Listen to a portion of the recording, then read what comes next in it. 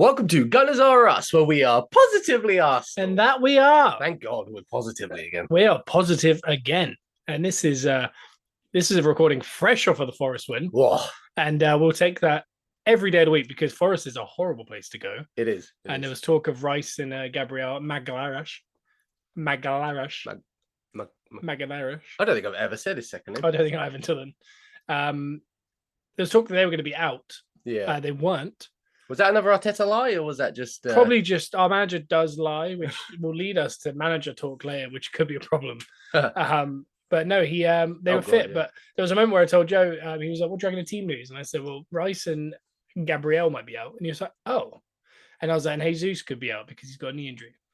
And then Joe was like, we might as well just throw the white kit on. And just... That's the first place we ever wore the white kit as well. It was in the FA Cup 2 years ago. Yeah. And then last year we secured their promotion and ended mathematically our title run there. So it's a horrible place for us. Just quickly for the white kit, though. I know we said it before. Good cause. Oh, brilliant cause. Doesn't necessarily, awful, yeah. Well, we played great against Liverpool. We just don't know. 1 sec. I'm just going to get cracking. Yeah, you opening your drink? I've already opened it. Okay. Oh my God. I feel like I should have saved it because I do enjoy it on a podcast when I'm settling in for a nice drive. And I've got a nice can to open up, a can of non-alcoholic drink. Obviously, yeah. And you hear someone on a podcast crack a can because you feel like you're settling in with them. Yeah. And you could settle in with us while we discuss a boatload of football matches coming up as well today. So today we've got 15 matches to go over. So the schedule for this match, the show today is there's 15 matches. So the show is going to be the prediction league, the 15 matches. Yeah. Simon has the code to come in. If he has the time, he's going to do a run-in. Wherever he comes in, he'll continue to do the matches with us. If he comes in. And if not, I'll fill in the rest away from here. So next week, you'll know how well he did. I quite like the not knowing if Simon's coming in. Because you get a genuine response on air when he does appear. That's not us putting that on. Like, we're genuinely excited to see him. Exactly. And if he does come in now, I might make him quick fire the ones before very rapidly. But we'll see. We'll see how it takes us, kitten, as our friend Kieran would say. So before we get started, because it feels like a real we're in for it here. Yeah, in for a slog. But if this is your first time, make sure you give us a 5-star review. Clips of these going up on the Brothers or YouTube. Yeah. And I've been making little trailer TikTok shorts after each episode. They're kind of spooky and weird. I don't know why. I think naturally I try to make things as weird as possible. It's almost as spooky and weird as the little segues in Love Island. Do you ever notice that? I've never seen Love Island. Ian Sterling does the voiceover for Love Island. Yeah. And for whatever reason, I don't know why this is because I'm new to the whole Love Island thing. Yeah. But when he promotes the coming show for tonight, it kind of gets weird and spooky. Like there's a shot of the moon and he goes, tonight on Love Island. I don't know why. I don't understand. If you know and you're listening to this and you watch Love Island and you get the whole thing, let me know why he makes it spooky, because I don't know. What's the channel it's on?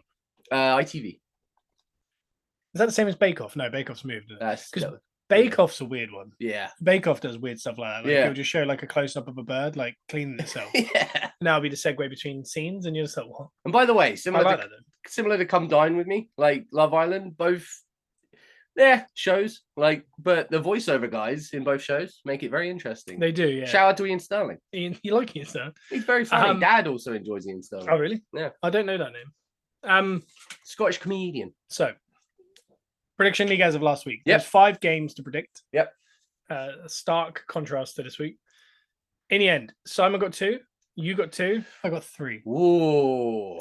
So I'm on 94. Mm-hmm.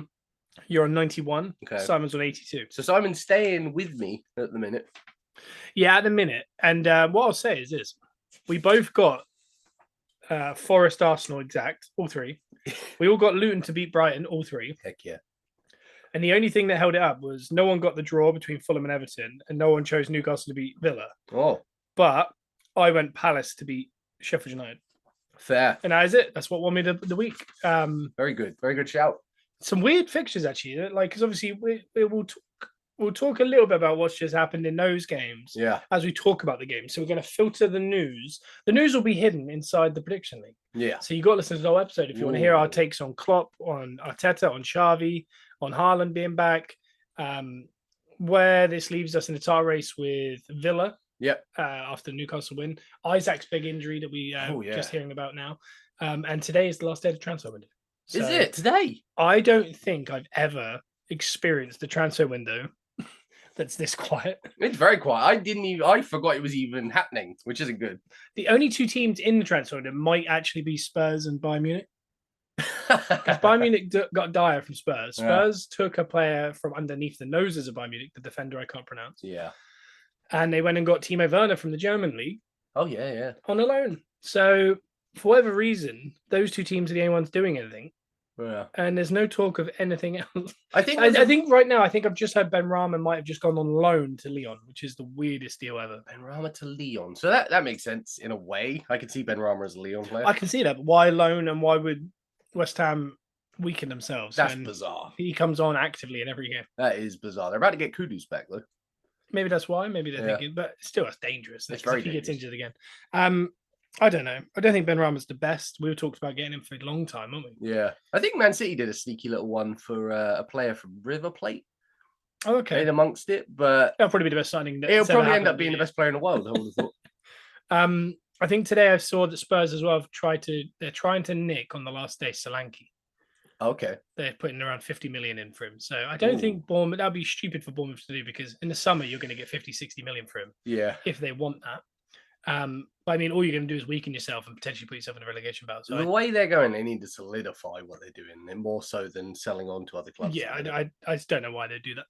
All right, so we need to crack on. Today is Wednesday, as every week. Gunners Rest comes out on a Wednesday. There are 3 games tonight. Okay. There are 2 games tomorrow night. Yep. And then we got usual weekend all the way through to Monday of weekend football. There's no midweek football next week, but there is a chance there's Carabao Cup. I don't know that's for sure, but that doesn't involve us. And I know we're also just a Premier League pod, but we're not a Carabao Cup pod. So I don't know all the information on that. Well, now Arsenal are out of the cups. We are officially a Premier League pod. Yeah, we've got Porto in about 2 weeks, so that's gonna be interesting. Woo! I can't wait to be doing some predictions on Champions League. Yeah, but first game is City versus Burnley. With the way the weekend's gone, with Arsenal winning 2-0, 2-1, and then Villa losing. Yeah, we could really do with because City they're essentially top because if we take points off of Liverpool or Chelsea do, with City's games in hand, they are top. Yes, and they've done that really quietly considering they've been missing their best player. So they just quietly they're there, and that worries me a little bit because they shouldn't be there. And this year more than other years, we're like, oh, City just doing what they always do, where they're really bad. Well, not really bad, but they're average. Yeah, and then they become unstoppable for the second half. Well, they've even gained De Bruyne and possibly Haaland at the right time. Yeah, really. And in our head, we all kind of go, it's different this year. I don't think they are as good. Yeah, maybe it's exactly how they do every single year, and they're just going to comfortably win this. I don't know. I mean, it depends what this. I know we talked about it before. The financial fair play thing comes into play. Like, it depends what that is and when that happens, and because that's coming up. I think Pep is very adamant about it because he said the other day when he asked about Klopp. Yeah, and he said, "Oh no, I've got many years left. Okay, like I'm not. I'm energized." Is what he said. I think. Yeah, that's a worry because obviously he's not. It feels like almost this is the time in which he would leave. But because of all the financial fair play, I feel like he's actively hanging on because he wants to fight it. Yeah. And even if they go down, he wants to do something that another like huge managers haven't really done, which is turn around a relegation or, you know what I mean? Like no one's ever done that. And it just adds to his... And all the charges kind of wipe off the legacy that he's built at Man City as well. So. Everywhere he's gone, he's got tarnished with his legacy. Like Barcelona, between that era where we had to get him every year in the Champions League. Yeah. It looks like match fixing was involved, you know, whereas now they got the financial charges. Yeah. And to see how easily they did it compared to what Newcastle are doing now, when Newcastle are looking to offload their best players. Yeah. And Newcastle are a bigger team than City were when they took over. Yeah. So they would be able to spend even less than Newcastle, and Newcastle are struggling to stay in. Newcastle seem to. I know we're going to get into Newcastle at some point, but they seem depleted. They're depleted, and they have to get rid of their best players. Yeah. So that shows you what actually sticking to financial fair play to the size of your club. And you got to grow with the club. Yeah. City just jumped all of that and just started buying. Yeah. And it brought dividends the whole way. Because even if they get relegated and they come back next year, the year after, for example. Yeah. It was worth it, wasn't it? Because they're the biggest team in the world. Like, they win everything. They've won all these cups. Their fans got to experience it all. They can win the championship. Apparently, cheating does does cross pair. Yeah, it's the opposite of what you're supposed to do. But they're up against Burnley. This doesn't look good on paper as far as a team that wants City to lose. Yeah, even if like Haaland comes on for like the last 20 minutes, like this isn't good for Burnley at all. Yeah, Burnley don't look like they can score. No. And what we've said before with Kompany is he's tried to continue the style he played in the Championship in the league, and he's not adapted. Yeah. Whereas the other two teams, I think, are starting to adapt. Yeah. Whereas they aren't. And I don't mind it because they do play nicer football, but it's not great. And if you remember the first day of the season, I think this was the game. And City won 3-0 or 3-1. And I remember Burnley played so well, and I remember thinking Burnley are gonna be fine. They're so good. Yeah, they just need to finish more opportunities. But they're against the best team, but they've kind of not. I think that was the best they played all season, Burnley. Yeah. So it's a really hard one for Burnley. Yeah, like you said, they haven't adapted like Sheffield United, Luton seem to have. They haven't found the grit. No, like you need as a team like Burnley, you have to accept your position in the top league, and you have to find that grit. I do appreciate the new Burnley. Like I've never been a fan of the previous Turf Moor Burnley. Sean Dyche Burnley. Yeah, and I love Sean Dyche, but that Burnley vibe was different to this Burnley vibe, and I do appreciate what they've done, especially considering JJ Watt's involved. Yeah, I'm a big Sean Dyche guy now. Yeah, I just enjoy him. I'm going to just put it down. I'm going to put 4-0 City. That's fair. I think Haaland won't start. No, I think he'll come on in around 60 minutes for the last half an hour, and I think he'll score a brace. I think my claims of this Haaland injury being worse than they're letting on and him being out for the rest of the season have kind of come to an end, unless they're still like Arteta might have learnt his lies from Pep. So they're making him get on the training field in pictures. Yeah. Just to make people think. Scare people, yeah, and they're going to do that to the end. I think Haaland will come on. I think this will be a City win. I think I'm going to go 3-0 just to be slightly different. Not that affects anything. The second game tonight, also at 7:30 on TNT. There'll be, I don't know which games are on TV, but I assume it'll be the City one. Spurs are playing Brentford at the same time. Yeah, this is an interesting one because Spurs are an odd one because when I watched them away from home, I genuinely feel like they're not that great. Yeah, and they look like they're going to lose, but they just don't lose away from home really. Whereas at home, I think when I see it on paper, like Spurs Brentford, like a lot of the top six. Like with the City game, you go, "Oh, Spurs win." Yeah, but then when you look at the history of the Tottenham, when you look at the history of the Tottenham, they lose these games or they struggle at least. They haven't been fluid at home. I think they've kind of got that weird thing that we had at the start of the Emirates, haven't they? I know they've been in that ground a couple of years now. I know you mean, but yeah, they seem to have this weird thing where it's not a fortress yet. No, they could beat Man City there a lot of the time. They didn't last week in the FA Cup, but I mean. They in the league they tend to do well, but I don't know Brentford at Spurs. I don't know. That just seems. I don't know. Naturally, you just think, "Oh, I'll just put 2-0 Spurs." That's probably what it is. But there's a part of me that's thinking that's a draw. Again, a lot of these fixtures are the opening day of the season fixtures on reversed, like ours versus Forest was. Yeah, I think Spurs Brentford was the opening day at midday. Brentford 2-2. Yeah. Our friend Alex went to a gig down the road from there because that's what reminded me when he was telling me the other day. So we got so many points to gain this week. Like there's a lot of movement here. So games like this could be very crucial in the outcome of the prediction league. You're right. I'm going to get excited here. I'm going to go draw. Woo! I'm going to go 2-2. Yep. Desmond. Yeah. What are you thinking now? Well, Tony's come back with a vengeance. So my heart is telling me Brentford do well here, and Tony just pops a couple in, and then joins us at the end of the season. Yeah, and does it for us. I do struggle to write my name next to Spurs as well, which is going to be a big issue because it's a big issue for me in fantasy football because I can't pick Spurs players. No, and in this, it's going to become an issue. I feel like I'm going to have to take a hit here on my heart, and I'm going to have to back Tottenham here. Oh, I think you'd have to word it like that. Yeah. I'm going to go Tottenham 2-1. I can't say Spurs. It sounds too familiar. Cool. I'm just thinking, like, as far as news, Tony's back. That's been good for them. Obviously, it's one game.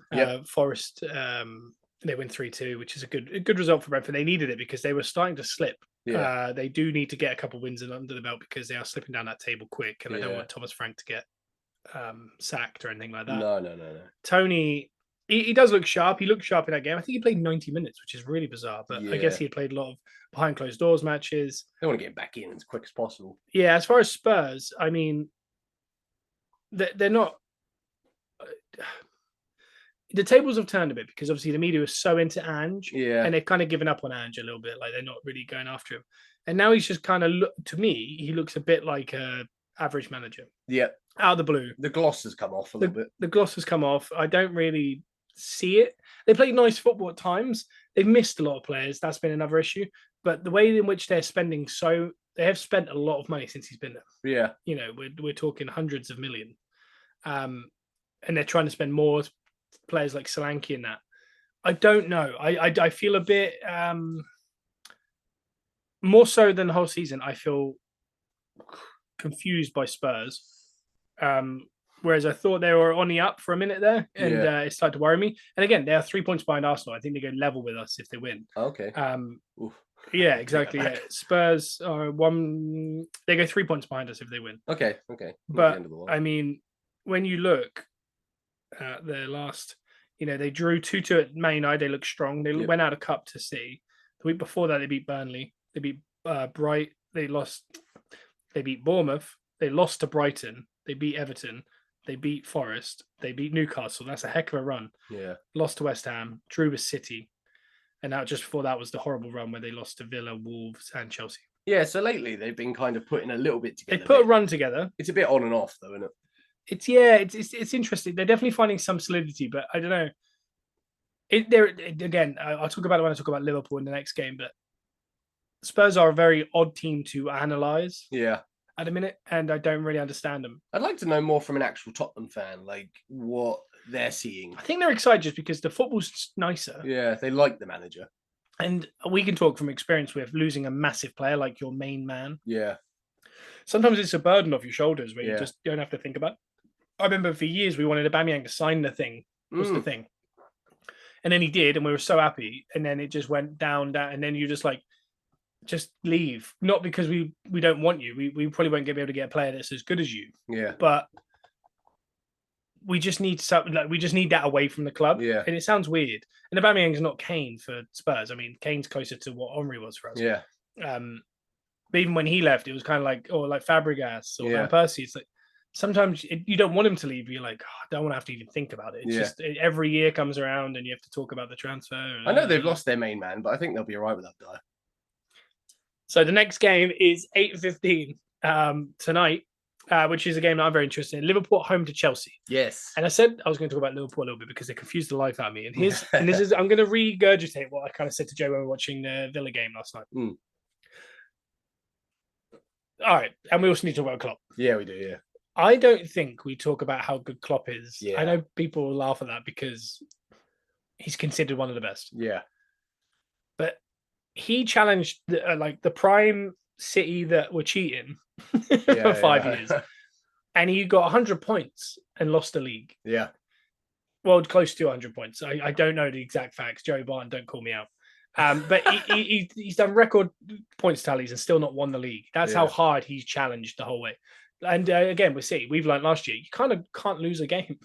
No. Which is crazy because when, Arsenal, Man United back in the day, they were losing 5 or 6 games a year, both teams. Yeah. It was a lot easier, not easier to win the league, but I mean, you didn't have to panic when you lost a game. Yeah. Now, if you just lose one, you're we're out the top race. Yeah. Brilliant.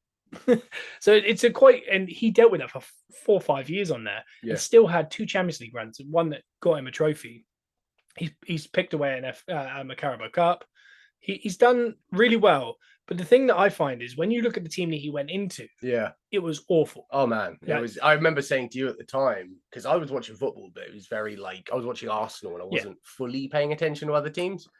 I couldn't tell you who that starting 11 for Liverpool was when he took over. Honestly, when you think about it and when you look at it, you just think, what is happening? It just looks wrong. And there was a lot of years there. Even Rafa had a couple of teams that you thought, that's unacceptable. Yeah. I don't like the Torres years. They did very well. They had a couple decent players dotted. But... Yeah, but there was a couple of years there where it didn't make sense, the team. It looked like someone who didn't know football very good was playing Football Manager. That's what it felt like. Yeah.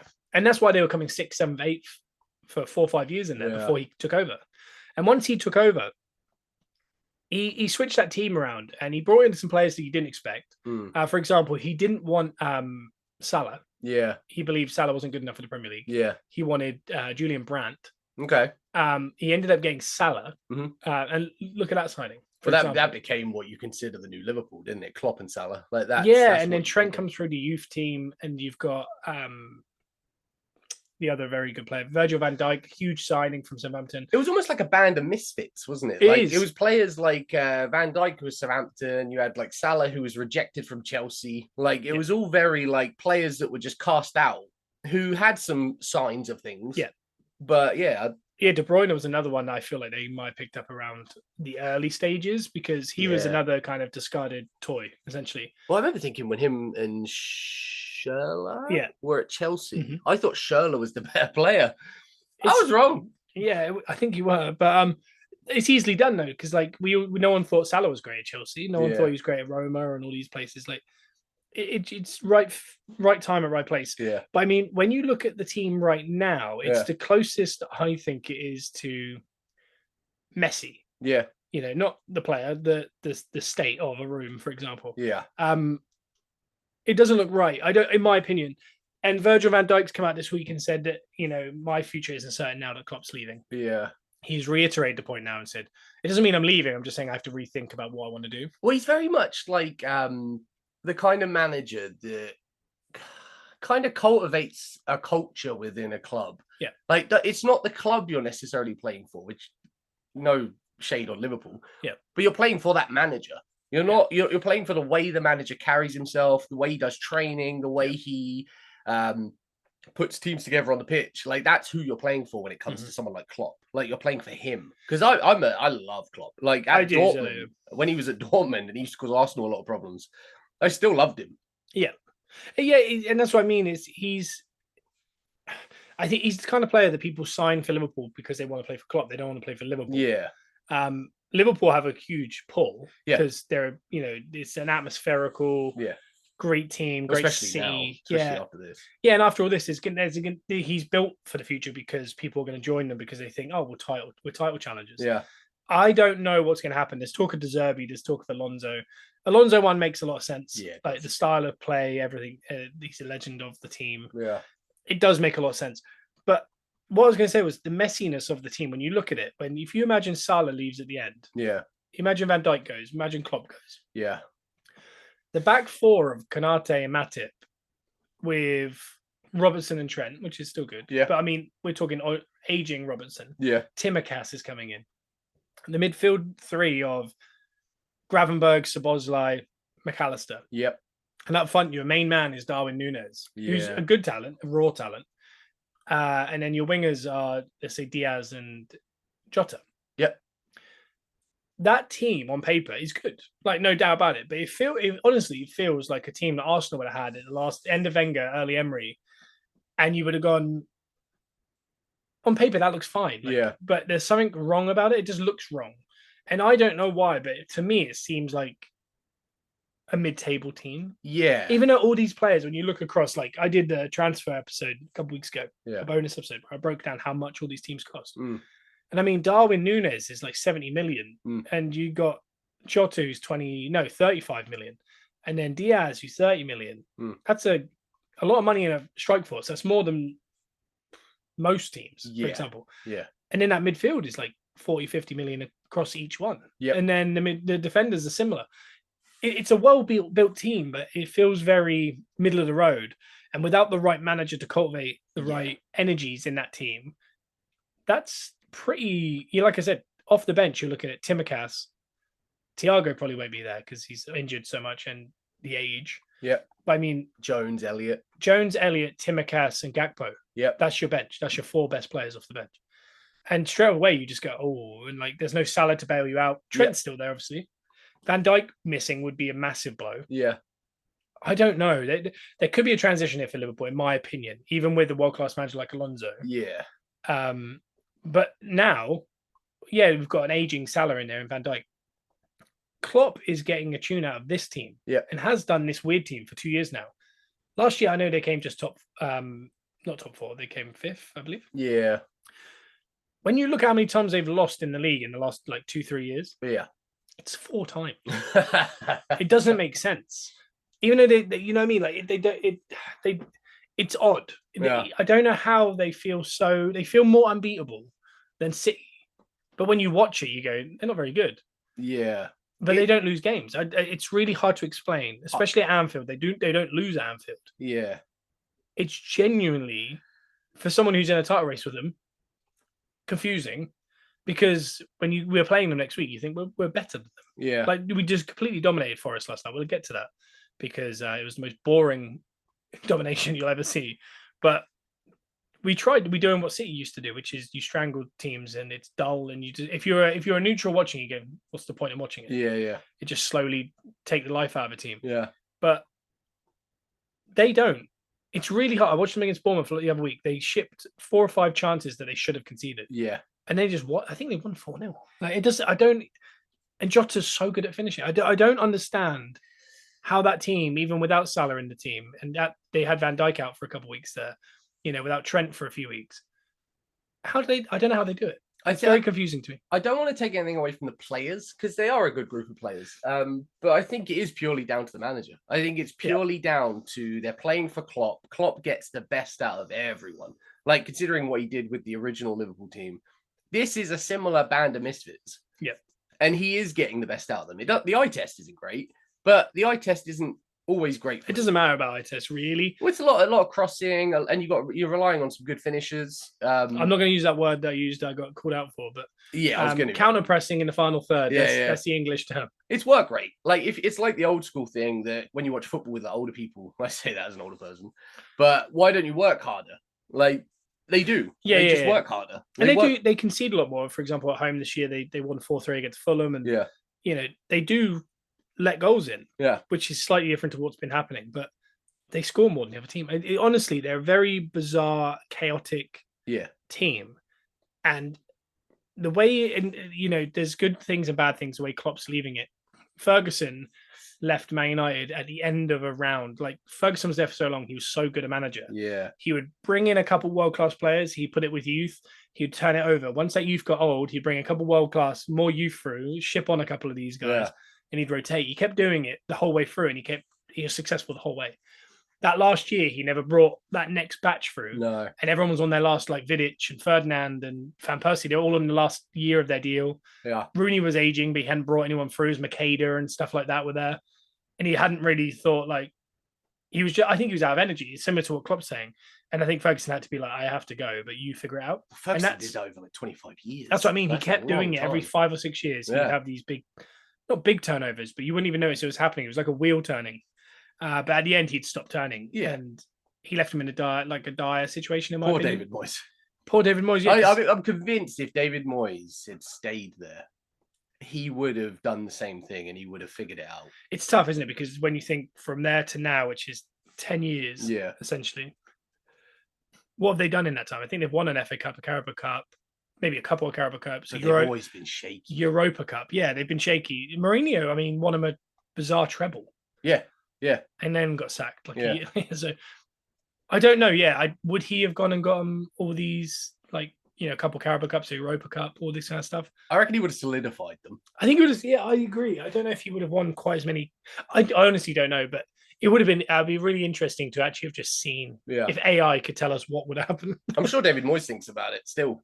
Yeah, I'm sure. It's just a weird kind of time in place and time. Yeah. Arsenal did it after Wenger. Yeah.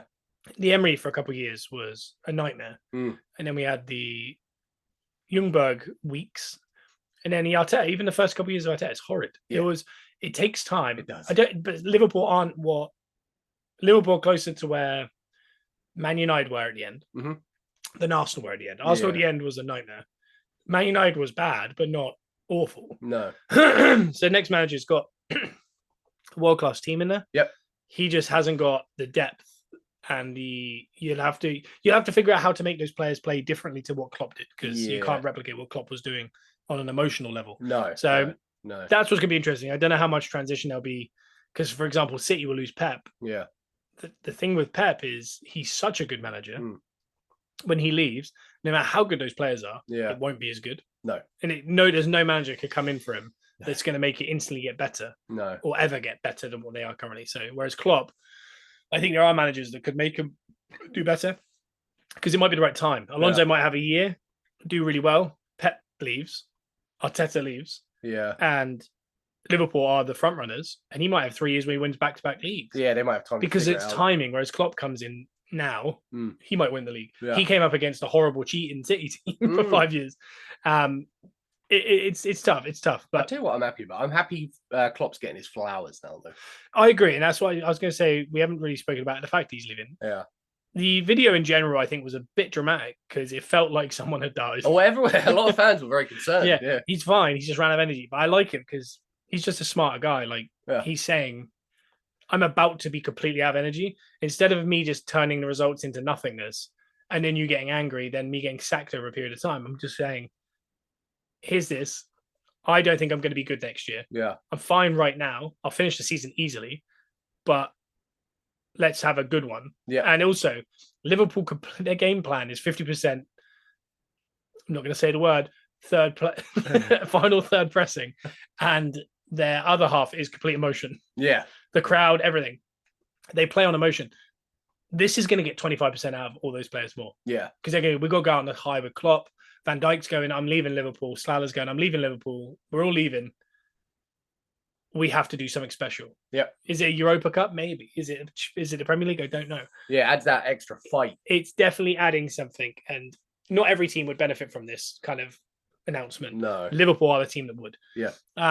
So we're getting to the Liverpool versus Chelsea game. I know we've talked more Liverpool than Chelsea there. So if you're a Chelsea fan, it's been a big week for Liverpool, though, isn't it? It has, and Chelsea haven't played in a minute. Nope. They were in the first round of fixtures, I believe.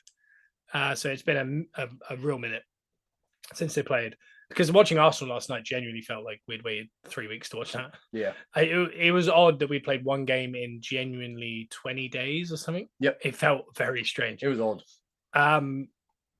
Whereas I guess the other teams all got FA Cups and stuff. We were just out. We're out of everything. Just relaxing in Dubai. But as far as Chelsea, it's nothing to write home about. They have found a tiny bit of form. Yep. They got to just keep progressing because I do think they're good enough. Yeah. I just hope they stick with the manager and they stick with the players and don't panic by today on the last day of the transfer window. Again, like I said with Tottenham as well, I'd like to hear from Chelsea fans I'd like to get Alex, our friend Alex, on the podcast and see what he thinks. Yeah, definitely. I like where Chelsea's at. I know that on the pitch it's not necessarily constantly firing, but I'm very happy with their setup. I'm very happy with their manager and the set of players. So I'm going 3-1 Liverpool. Okay. I hope for something else. Okay, I'm gonna have to agree with you on that one. I'm gonna stick there. I'm gonna go Liverpool 2-1. Cool. The next game is the start of the Thursday fixtures. It's West Ham versus Bournemouth. Yep. We are over 30. We're 33 minutes in. Yep. And we've done 3 games. We love to talk. So I reckon there's a few of these we could rattle through. Yeah, the middle bunch. Yeah. Middle bunch. So this one particularly. So I'm going to do a quick fire I'm going to do a quick fire and I'm going to jump about a little bit. Yep. West Ham versus Bournemouth. I am going to go 1-0 West Ham. Okay. Do you know what? On paper, I'd say West Ham, but I might have to actually side with Bournemouth on this one. I think they might be slightly better than West Ham at the minute. Okay. I'm going to go 1-0 Bournemouth. I have gone and played devil's advocate there. You have, and Elton Prince won't like that because he listens to the podcast. I know, I'm so sorry. And he's probably waiting for a little West Ham talk, and we've done nothing. But we talked about Benrahma leaving. I think Smith Rowe was talked about going to West Ham, by the way. Yeah. West Ham don't look bad. If you think about it, with Kudos. Yep. And there's talk of Eddie Nketiah. I think that'd be a really good signing. Yeah. And they got Paqueta, James Ward-Prowse, Alvarez. It started Bowen. Bowen and Kudos either side of Eddie Nketiah with Paqueta as the number 10. Yeah. And then Alvarez and James Ward-Prowse sitting. Yeah. That's really good. They've got a great team. Yeah. And I think coming off the bench, you got Fornals, you had Benrahma. You got Souček, who's also a more solidified Matic type. Not as good as Matic, but Matic type. They've got a couple of good experienced goalkeepers as well. They've got some good goalkeepers. Kufau and Mavropanos is starting to play well. Yeah. Zuma. I don't know. Generally, I just look at it and I think they're a good team. They should be better than they are. Yeah, they should be. But saying that, having a half-decent season, and there's been moments where they've been 3 points off of us. The West Ham fans have said, you've bought 100 million of our best player and you're only 3 points ahead of us. So I understand. We have to beat them in a couple of weeks. I'm going to try and get Elton Prince on that episode to preview it. But the next game is Wolves versus Man United. Now, tasty. If you remember the reverse fixture, Wolves should have won, but Man United won it. Yeah. This could be Wolves' revenge. I think Wolves at home is a horrible place. I'm not looking forward to it. Especially under the lights. That's going to be the evening game. Genuinely, Man United confused me as well as Liverpool. Yeah. Because this kind of match, they'll just win 2-0. Bruno Fernandes, Oh, man. Højlund, and you go, have they got out of that one? But then they'll lose 3-0 at home to West Ham or something. Yeah. You just go, okay. Yeah. They're a weird side, Man United, but I do actually think Wolves might be too much for them. If they have the right mentality, the way they played against Spurs, Wolves, I'm definitely gonna go Wolves. 2-1. 2-1. So I was gonna go Wolves here, but I think I might have to go Man United just to kind of. I'm trying because we've got a lot of points to gain here. Yeah, you don't want to go the same. I'm gonna have to shake it up a little bit, as Taylor Swift would say. I'm gonna go Man United 3-2. I think it's going to be high scoring. Let's just hope, because that'd be a good game to watch. And then we're now on to the next round of fixtures, which will be all before the next podcast. Yeah. This is the weekend. So 12:30, we've got Everton versus Spurs. Ooh. I love that game. Yeah. Because I hate Spurs. Yes. And I have a soft spot for Everton. Yeah. And Goodison Park, midday. Ideally near Christmas, frosty is ideal. But I mean, I'll take an early, I think it's February at the weekend. I don't know. Yeah, it will be. A nice cold, sunny morning. Cold, sunny morning and bloody Richarlison getting booed out of the building would be fantastic for me. Because of my head, I'm going to go with a 2-0 Everton. Yeah, There's not much to write home about Everton in the minute. They're doing fine. Yeah, they might have another point deduction. We have spoken about that in the past, so we're just and we've spoken about Spurs already. Well, they're working hard to battle this point deduction, but I'm going to have to go Everton as well, I think, on this one. Yeah. I'm going to go 2-1 Everton. The next game is the start at 3 o'clock. Is it 3 o'clock? Is it? Yeah. We've got Brighton Palace. Brighton just lost 4-0 to Luton. Random team. Again, De Zerbi is a good manager, but he likes to every now and then do something like that. Yeah. They got smashed by Villa. They've been smashed by Luton. I was going to say positively Luton at the start of this podcast as well. Right. But I mean, Brighton's last fixture, I think, may have been where they beat Spurs 4-2. Yes. But I think they've probably played since then. It's been really hard, honestly. I don't have to do much research for this podcast because I'm up on it all.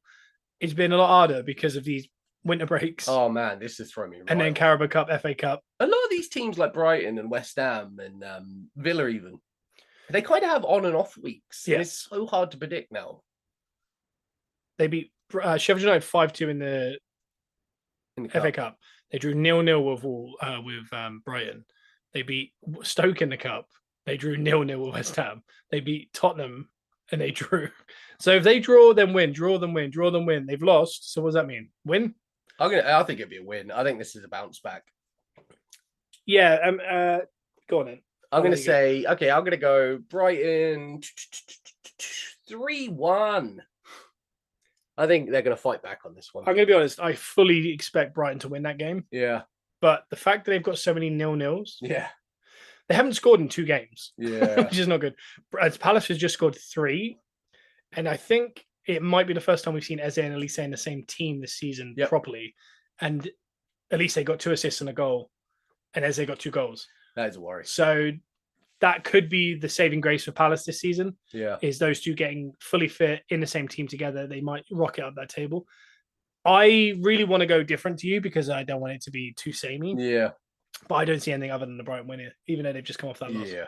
So I'm going to say Brighton 2-0. Fair. The other 3 o'clocker is Newcastle at home to Luton. That's an interesting game because Newcastle have lost all their players. they haven't just lost their players. It feels like the heart that they had at the start of all of this, like right through this beginning part of the season, is kind of depleted as well. Not just the players. Everyone seems to be injured. Yeah. Dubravka's pulled something in his hamstring or quad yesterday as well. A thigh, quad. I mean, they taped it up, but I don't know. Yeah, and then I mentioned it last night. If any team gets too deep into their goalkeepers, Karius appears. Karius just automatically appears like magic. He's honestly like the ghost of Christmas past. He plays for every team in the Premier League. I think Alex Manninger was that a few years back as well. He plays for every team in the league. If you get to your 4th choice keeper, he is everyone's 4th choice keeper. And they might be activating Karius. So, which is a worry for the league and for themselves. Yeah. They're an odd team. They had so many high hopes this year. They were in the Champions League. Yeah. The team looked strong. They felt very unbeatable last year. This year, very beatable. Lost a lot of their players out of Europe. Probably won't be in Europe next year. Probably need to sell 3 or 4 of their best players. It was good. It was a good year. The metaphor I would use for them is they're kind of like, it was like a beaten down house that needed renovating. You could see the house was really nice. It needed a bit of work, but they kind of just did, like Dad would say, a glossy finish. Right. There was a glossy finish over a house that needed a lot more work underneath being done. Mm-hmm. And now the glossy finish is starting to crack a little bit, and you're starting to see it's not quite where it needs to be just yet. Yeah, I was going to say, like, it's like doing up the whole house as a conversion on the back. Annex, it's doing so well. You forked out a lot of money. You forked out a lot of money, and then building control comes around and said you didn't get any planning for this. Yeah, that's exactly what it is. Could you break it all back down? Very well said. That is how I feel about it. It's odd. Again, like I said, if I was Newcastle, I'd hate Man City just because of what they got away with. Yeah. Well, or may not have, but either way, repercussions. They've probably done benefit. They benefit from it. Yeah. It's looking dicey for Newcastle. It's not long term. They're going to be fine. In 5 years' time, they are going to be challenging for a league. It's just going to take a lot longer than they wanted it to be. But I mean, they also fast forwarded last year a little bit because they didn't expect Champions League so soon, which was not a part of their plan. I think it was to get into the top 6 or 7. Then this year was going to be the top 4, whereas they got the top 4. And I think that almost shot them too far. Yeah. That's probably lost them a year. Yep. Which is this year where they're probably going to get no Europe. Yeah. And I think that's messed up their trajectory, but their trajectory is going to be fine. It's going to end up in the right place because they have the money, and it's all about just, big preseason tour. Getting some kind of Europe again this year adds so much value for them to be able to sell. They sell out St. James Park every single week. They've generated some excitement and atmosphere around the club now. Bruno Guimaraes has been amazing for their shirt sales. A lot of these things are going in the right direction. It just takes time to do that year on year to build up that equity that you can actually spend money. Because I talked about it in the Financial Fair Play episode, Spurs could genuinely spend 300 million in the summer and they don't have to sell a player. They're that positive in the clear. And that is because of things like genuinely Beyonce concerts, NFL, selling of Harry Kane, obviously, but that's not massive money. Preseason tours. They sell out every single week at Giant Stadium. And the tickets are very high. But again, these all go towards the reason why they can spend. So they've been ran very well. And if they got top 4 this year, that's just really well that's how you run a club. As much as Levy gets destroyed. But Newcastle are definitely in a bizarre patch, and it looks like Isaac Eddie Howe said it doesn't look good. So therefore they don't have an actual striker available. Again, Gordon down the middle. Gordon's decent. Him, Almiron, and Murphy are completely left alone now, though. Those 3 are the front 3. They have no help. That's a worry, because if they're playing we just watched them last night. They're playing Saturday at 3:00. That's a quick turnaround for Murphy, particularly. I'm thinking Almiron looked like he limped off at the end. Yeah, he took a knock or something. It doesn't look great, but what I'll say is Luton just coming off that 4-0 win. Very good team. Financially the weakest team in the league. Adebayo is showing his Premier League stuff as well now. Premier League hat-trick is so hard to get, and he's done it. And Cher nearly got one last night. So Cher nearly also got one. Gabriel nearly got one as well because he was given that goal. So that's nuts.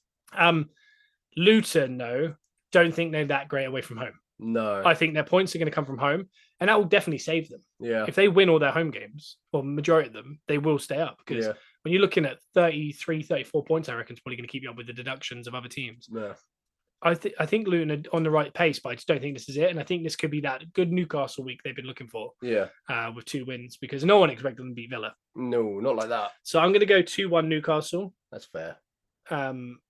I really just think this is just a nice week for Newcastle. I don't think it's. I think it's going to get worse again before it gets good. Yeah. But I think this week might be a nice one. Do you know what? I'm going to go draw. Okay. Because I think in my mind, Luton will go 1-up. And then Newcastle will fight from behind, get a draw, and it'll be a hell of a battle. But I'm gonna go 1-1. Okay. Yeah, if Simon was here, I'm sure we'll talk a little bit more about Luton. Yeah. But I mean, that was a heck of a win for them last night. It was, yeah. The last of the 3:00 is a game that I don't want to talk about. It's Burnley versus Fulham. I'm going to go 0-0. Okay. Because I refuse to talk about Fulham until they get better. I know we have this ability as Arsenal. Now I'm talking about them. I remember Everton last year. They lost, I think it was under Lampard or something like that. It was like 19 games in a row or something. It's something stupid. I didn't win in 19. Well, they did. There was 1 win in 19. Yeah. It was Arsenal right in the middle. They just beat us. We have this ability to give teams that are very bad one nice night. Yeah. And I don't know how we do it. It's just poor. We gave Fulham their day the other day in Craven Cottage. We were awful that day. Yeah. If we were even half good, we would have just won that. Yeah. They won 5-0 the week before that. And then before that, they lost like 3 in a row. Yeah. So they won that one, and then they drew one, and then they beat us, and they haven't won since. Yeah. They just draw. They're a very weird team. I find them very strange. And I won't talk about them until they do something, because if you look at their fixtures, there's no goals in the games. Yeah. They're just not good, but they're not bad. No. It's very frustrating. They're just there. Yeah, that's a huge one for Burnley to try and pick that one off. But I see a draw. What do you think? I'm going to go Fulham. I think Fulham will get... I'm going to go 2-0 Fulham. Okay. 0-2. Yeah, I feel like they'll just... they'll turn up for that one. The 5:30 game is Sheffield United versus Villa. Ooh. If you remember, the return fixture was only a few weeks ago. Yeah. Sheffield United got a draw at Villa Park, which was the first time they hadn't won at Villa Park. Yeah. In like 17 games. They had done 16 in a row wins. And then they drew that. They've won since then once, and then they now lost. So I appreciate the fight that Sheffield United is showing. Yeah, and again, bringing in Wilder, I think is just a good idea, because it just brings people back to what was, and it's possible, and it is. And I think next year it won't work if he navigates them to stay up, which I don't think so. I don't think it necessarily will be good next year. No, they need to change again. Like Hodgson saving Palace. Yeah. You do have to get ahead of it. And if they go down, I don't think you should stay either. It's an odd one. I feel like this is a short-term fix. Yeah. I genuinely believe Villa are bad away from home. Yeah. And I think this is a bad week for Villa. I think it's a Sheffield United 1-0 win. Ooh, okay. So I'm gonna have to play devil's advocate on this one. Whoa. I think Villa are gonna bounce back from that loss. Yep. I'm going to go Villa 3-1. 1-3. You go a lot of way. I'm like, bet responsibly. When I bet, I can't go away from home teams. Yeah. So far today, I've gone home, draw, home, draw, home. I haven't gone away team yet. I've gone away a few times there. When you bet though, like it's like when I talk to our dad, and I'm like, what treble have you got? He's got 3 away teams, and I'm like, no, 3 away teams aren't going to win. But then he does well, and I'm like, yeah. And I can't look at a fixture and not be like, oh, the home team. Like next one, Man United versus West Ham, home team. I've got to be honest. When I do accumulators, bet responsibly. If the odds are going towards the away team, I do end up with a few away. I don't know why. It doesn't work like that, because the away teams do win. Yeah. But when I look at it, I'm so certain. I'm like, oh no. Yeah. So I'm going to go West Ham to beat Man United away from home. Woo! Because I got to try something. That's the one you pick. I think that's a good shout, actually. I think you go with me. I'm going to go with you. I think West Ham will. I'm going to go 1-2. I'm going to go. Oh yeah, I'm going to go 1-2 as well. Okay. I think the West Ham win there. The more I think about it, I think that's a Man United win. But I only did that because I thought you weren't going to do it. So hey, I went the opposite way with the Man United game earlier. I understand. So I'm going the other way with that one. So you went Man United earlier, didn't you, against Wolves? Yeah. Again, we've spoken about, because we're doing double fixtures for certain people, I don't want to overly talk about certain teams. Yeah. But I mean, I can see Bowen on a counter attack there, causing a lot of problems. Yeah. I think that's the 2:00 on TV, maybe. But the Chelsea game is the other two. There's 3 2:00 on Sunday. Yeah. Next one is Chelsea versus Wolves. That's a fun game. Chelsea did very well away from home at Wolves. When Yeah. I was talking about how the Wolves don't really lose at home, or they're very good. Chelsea won there and did well. I think this is a draw. So I'm going to go 1-1. Okay. I don't know. That's why I'm going to draw. I think it'd be high scoring. I'm gonna go 3-2 Chelsea. Okay. I think Chelsea will get the win there. I'm running out of paper. The last of the 2:00 is Bournemouth versus Forest. Okay. So Forest, I thought against Arsenal last night, were missing that one ingredient that would have probably just beaten us. Yeah. And you saw it for the last 2 minutes. Yeah. We spoke about the fact that they've knocked us out of the cup, and then last year they solidified safety and officially ended our title race. They are a bogey team. Yeah, they do it because the crowd are up and there's a momentum. Yeah. If you watch Forest at home to Man United this year, yeah, Morgan Gibbs-White rallying the crowd and just running that midfield, you couldn't see anything but Man United losing. Yeah. Even when Man United scored, you thought Forest are still going to win this somehow. because you could just feel that vibe in the stadium was just too good. Yeah. So that's really hard to overcome. Last night, I don't know if it's the way in which we played, lulled them to sleep because it nearly lulled me to sleep. But I mean, it was a rough watch. I'll say that. Yeah. We've come on here and talked about it, and there's been a few wins here, a couple of losses. We lost to Liverpool in the Cup and FA and West Ham in the league. Yeah. I thought we were so good on both nights. Yeah. And we had 60 shots or whatever it was we were talking about. But it was good. Like when you're watching it, like, this is very good. We're just not scoring. The Fulham game was dabbed in the middle. We didn't attack well. We horseshoed. Nothing. It was awful. We didn't deserve to win. And we lost. Then I think we played Palace at home, won 5-0. Yeah. That is the least convincing 5-0 you'll ever see because we needed 2 set pieces to open them up, which we've relied on heavily this year. Yeah. Game state changed. They pushed on. We scored a counter-attack. Then the game went to sleep. And if anything, Palace were going to score. Then we scored 2 goals post 92 minutes. And it made everyone go, oh, wow, they won 5-0. It looked good. It was a 2 or 3-0 win. Yeah. Maybe a 3-1 if Palace had finished a chance. But from the outside, it looked great. But watching it, we were like, it was all right. It was just odd. I don't know why we won 5-0. And last night wasn't that. In hindsight, it's a lot better victory than it was in watching it. Because once you got the win, you then go, oh, okay. Because the only way to describe it is, I've never been that was the most frustrated and actively vocal I've been during a half of football. Yeah. It's the horseshoe thing, the Emery thing. Yeah. It's safe passes. That bothers me. Yeah. It's not about, Partey. We missed Partey for a long. He's very good at, certain kind of passes to really break them open. Yeah. Break open a team. He will go, if you imagine you're walking around as a midfielder should. Yeah. And there's no one on your fullbacks who are on the side of the pitch. Yeah. You can play that ball to him anytime, right? So what I could do to look good, because I've done football tryouts and I've done it myself, is you run forward a couple of yards, you put your foot on the ball, you shuffle it a couple of times, so you're like, oh, scan in the field, and then you just play it to the fullback. Yeah. Because you knew it was always on. Safe. You knew it was there. You act like as if you hadn't seen it until that last second. But then you go, oh, there you go. Give it back. Go on, give it back. More touches. Roll your foot. We'll come in field, knock it to centre back. He goes forward. You go to the other fullback. You shuffle across. And we keep doing that. Good stats. And then every now and then, someone, a pocket, like a left 8 or something like that, will drop down 5 yards infield from the fullback. Yeah. So not in a dangerous place, but it's slightly better than just going out to the byline. Yeah.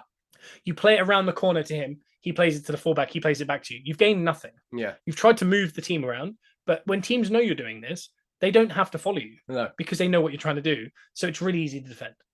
So basically what I'm saying is there's a cowardly player playing football and I'd know about it, trust me, including tracking your man because you want to counter-attack and then a goal goes in and you go, oh, that was me.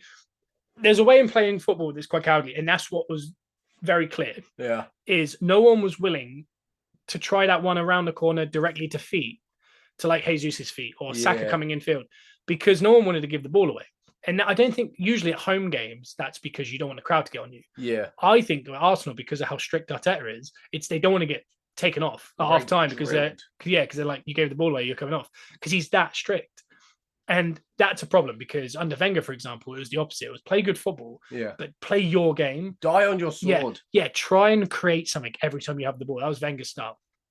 Arteta's is, whatever you do not lose the ball and cause a counter-attack. Yeah. But inadvertently, this style, it's like if I said to you, if you drop the ball, you have to give me £1,000. Yeah. And we're throwing a little ball back to each other. You start to panic a little bit, don't you? Like, oh my God, like you're shuffling it. Oh God, you're fumbling it. You're playing it almost too safe. Yeah.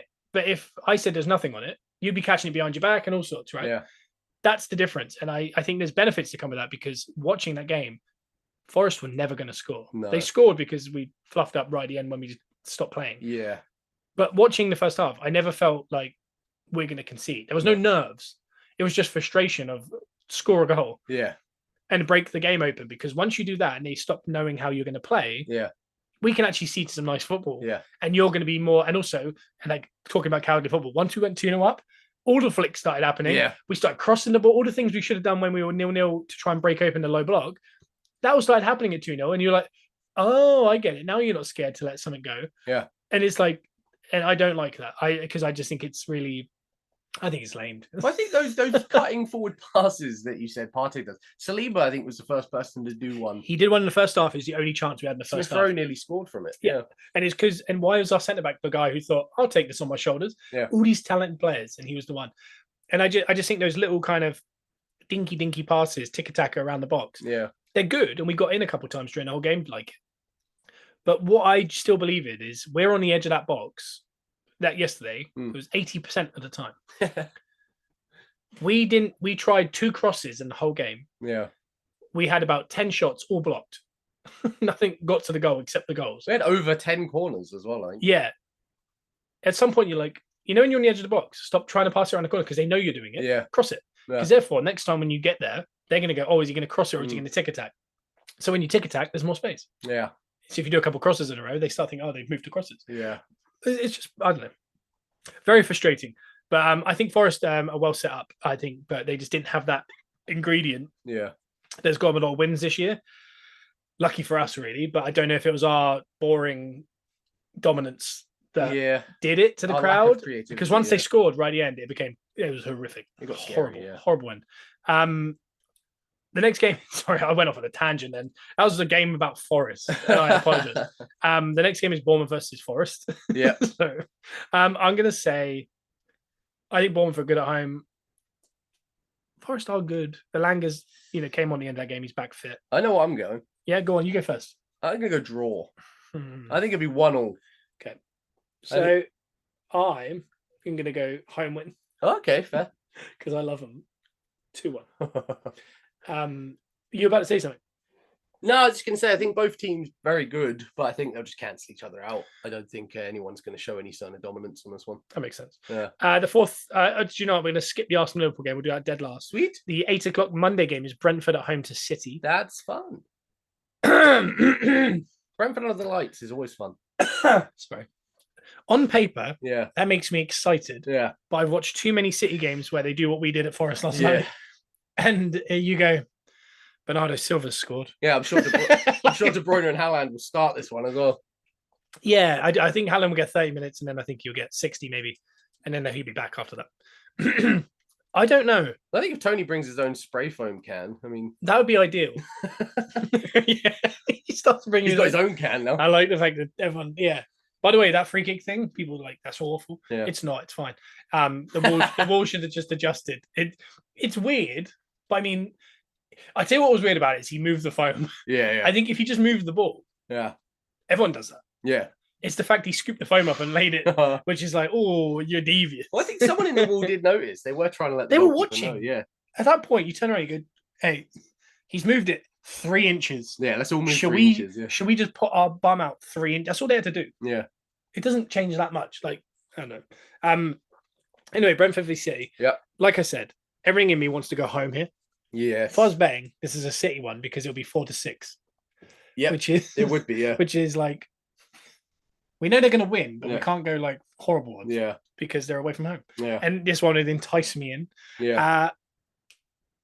It tells me that Brentford are going to win, but I genuinely watch too many that it gets to 50 minutes. It's 0-0. You go, oh my God, we could be getting a draw. And then Bernardo Silva just scores. Yeah. And I don't know why it's Bernardo Silva, but it always is. Yeah. It's I'll let you go first because I might be devil's advocate. Oh my goodness. Because I need the points, I'm gonna back City on this one. I think it's gonna be City. I think 2-1. I think Brentford will be in it.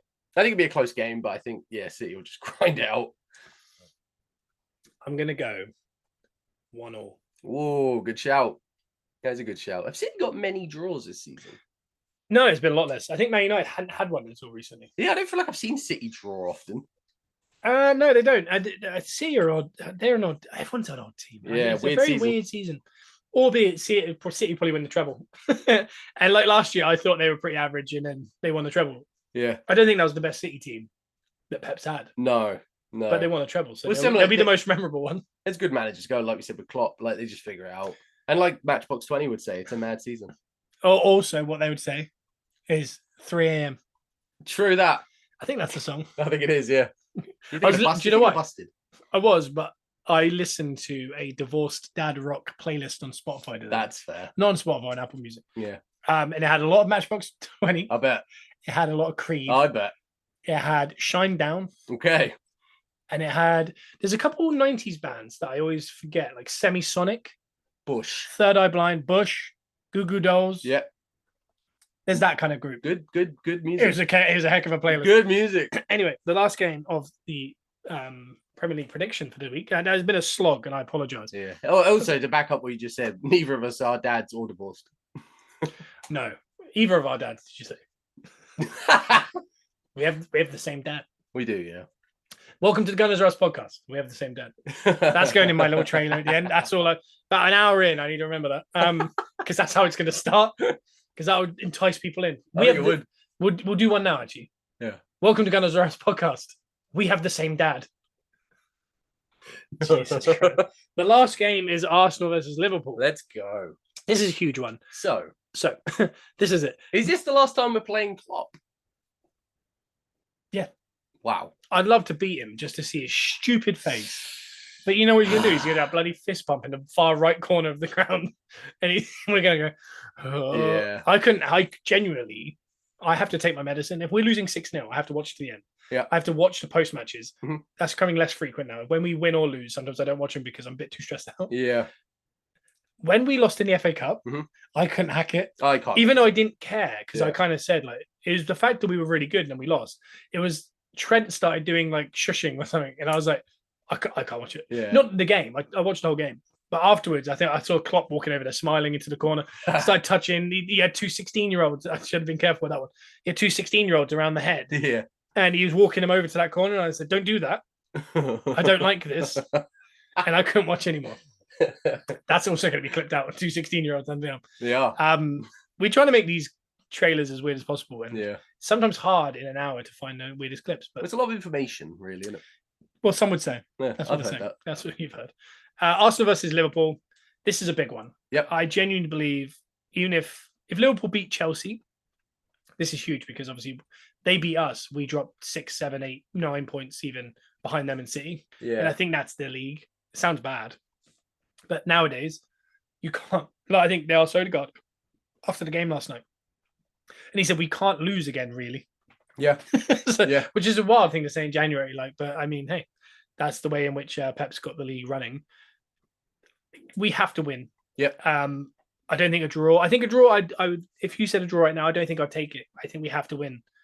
If we don't win, I think it's all about just kind of staying just behind them in case of a slip, but looking at the Champions League, because that is all we're playing for. But we really got to solidify this top four. This top four thing has to happen every year, and it has to be like clockwork. Because in amongst this, we're in a title race, but very quickly you can jump out of a title race and then jump down to fifth. Yeah. And then you go, oh God, we're not in the title race. We're not in the top four. It came race. close over Christmas. Yeah. So we you lose 2 in a row, and it does go like that. So this is a big statement. This is a big statement. So I'm thinking, I'm going to go with it. I'm going to go with my heart, and I'm going to say this is an Arsenal. Okay. 2-0. I honestly don't. My head is not saying that that's the result, but my heart is, and they beat us 2-0. Yeah. In the FA Cup, and I think they deserve it. I'm going to be nervously watching this one on my phone. Oh yeah, you're not even. As I have Sunday dinner with the in-laws. In-laws. So this will be an interesting, nervous watch. They're like, you're not even touching your. Sorry, you're not even touching your potatoes, and you're just drooling, just looking at like shaking. I understand. Okay, so I don't know why you drool over football, but here we are. It happens. I think this. I'm gonna. Do you know what? As is Klopp's last game with us, I'm gonna go for the classic 2-1 Arsenal. I can't not go classic 2-1 Arsenal. I'm gonna have to back Arsenal on this one. I'm gonna have to be positive. We're gonna give him a nice send off at the Emirates until we see him in the Champions League in a couple of seasons. Yeah. Until Germany beat England in the final of the final of the FA Cup. Or when Germany and England is Pep versus Klopp all over again. So it'd be horrible, wouldn't it? Yeah, so that is the results. The only thing we wanted to mention was Arteta. There's talk that he was joining Barcelona for a minute there. Yeah.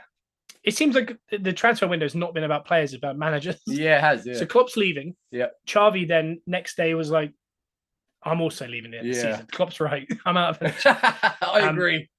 And then it came out that Arteta, Barcelona, he told his friends at Arsenal that he wants to join Barcelona.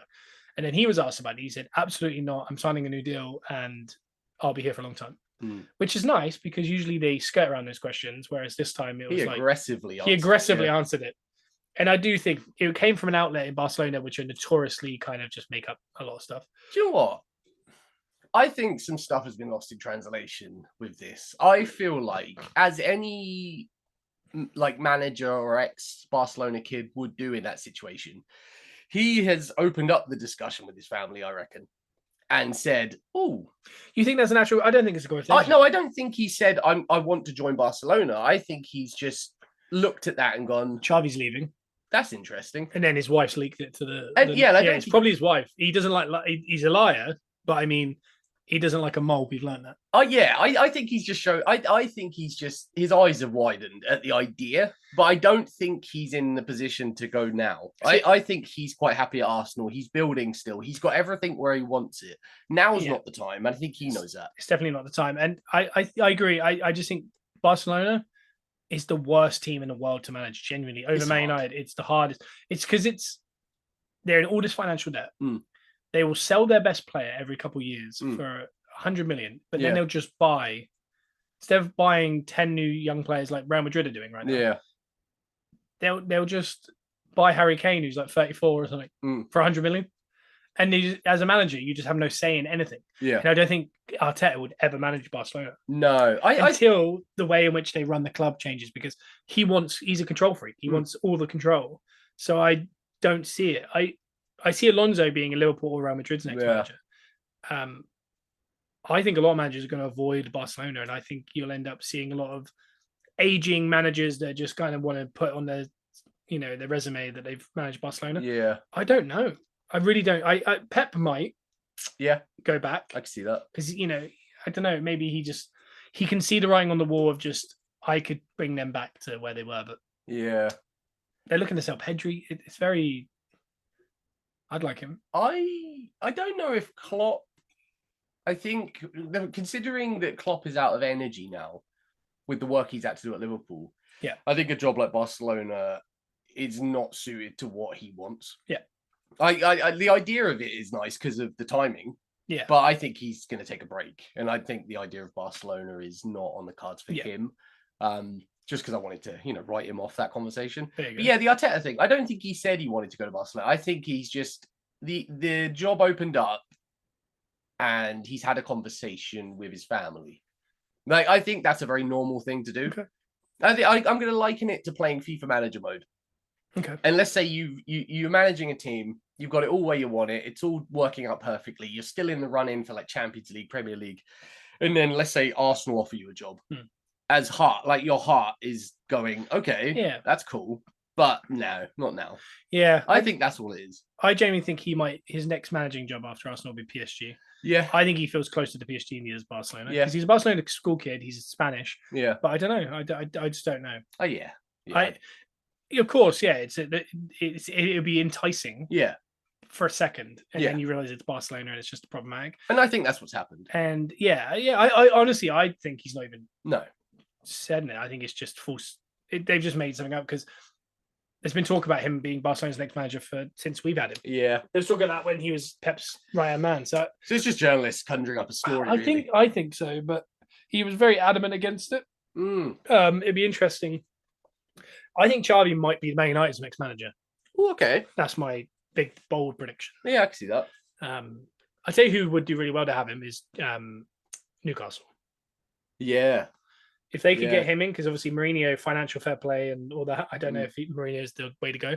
But I could see Xavi because he won't be as expensive because it's only his second managing job, and I assume he doesn't get the bills that Mourinho does. But no, that's interesting actually. I think it'd be really good for them because it'd be like a young, interesting, good manager. I can see that. And he'd have money to play with in time. So if they give him years to bed in, I don't know. Anyway, that's been a podcast. Yes. We haven't had a run-in, so I'm going to have to find out his predictions. Sometimes in these moments, because he loves doing the podcast, he'll be like, how do I get on the podcast? And sometimes he'll make his own.